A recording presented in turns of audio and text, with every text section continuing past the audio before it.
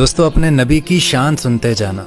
جب حضرت آدم علیہ السلام کا اماں حوا سے جنت میں نکاح ہوا تو اللہ تعالیٰ نے حضرت آدم علیہ السلام سے کہا کہ اپنی بیگم کو حق مہر عطا کرو۔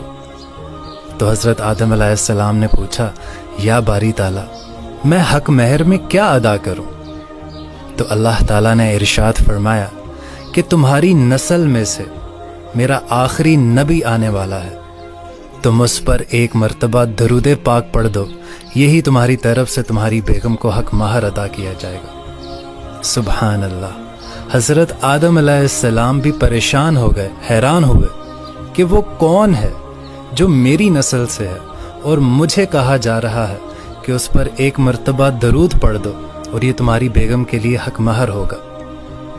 تو دوستو اللہ تعالیٰ کا یہ ہم پر احسان ہے کہ ہم اپنے پیارے نبی کے امتی